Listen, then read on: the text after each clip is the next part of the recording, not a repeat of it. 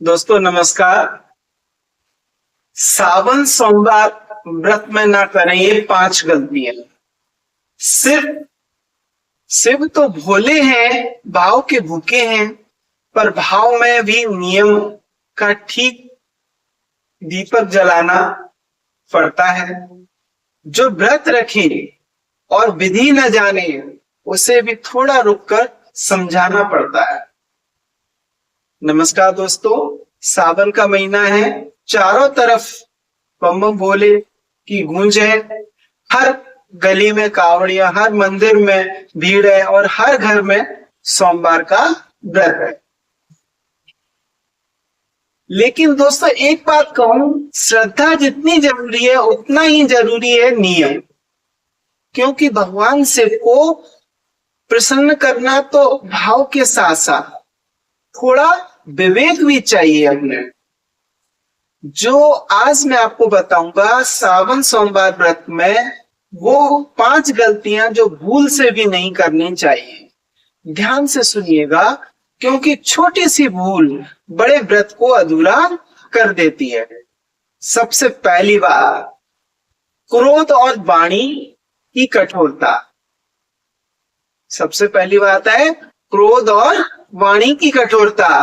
व्रत सिर्फ पेट का उपवास नहीं होता दोस्तों, व्रत मन का भी उपवास होता है। आप दिन भर अन्न त्याग दें, फल पर रह जाएं, लेकिन अगर जुबान से किसी को कड़वा बोल दिया तो किसी का दिल दुखा दिया, या समझ लीजिए व्रत का आधा फल वहां गिर गया।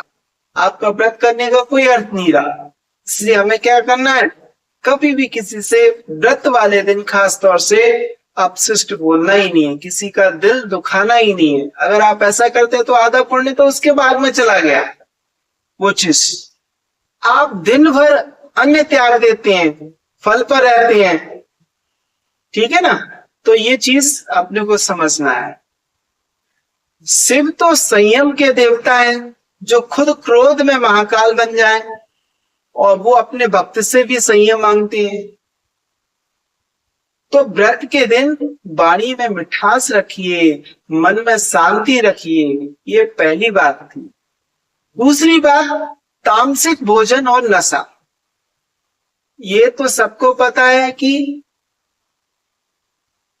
पर फिर भी मैं बता देता हूं, व्रत के दिन लहसुन, प्याज, मांस, मदिरा, इनसे दूरी बनाए।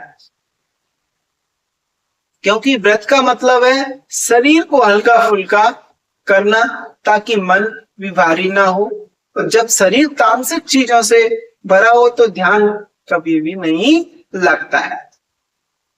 एक बात बोलना चाहूंगा मैं आपको, एक शेर याद आया, पेट की आग बुझाना कोई मुश्किल नहीं। पेट की आग बुझाना कोई मुश्किल नहीं, मुश्किल तो है मन की वासनाओं को शांत करना। तो सावन में अन्न से पहले मन को शुद्ध रखिए। सावन में अन्न से पहले मन को शुद्ध रखिए। ये थी आपकी दूसरी बात। तीसरी बात है आपकी काले वस्त्र पहनना। दोस्तों सोमवार शिवजी का दिन है। शिवजी को श्वेत यानी व्हाइट, सफेद रंग बहुत प्रिय है, शांति और पवित्रता का प्रतीक है। काला रंग इस दिन वर्जित माना गया है। तो अगर आप सोमवार व्रत रख रहे हैं तो कोशिश कीजिए सफेद, पीला या हल्के रंग के वस्त्र पहने। छोटी सी बात है, पर परंपरा में इसका बड़ा महत्व है। ये आपकी थी तीसरी बात। चौथी बात यह है, शिवलिंग पर चढ़ाने में जल्दबाजी और अधूरी विधि।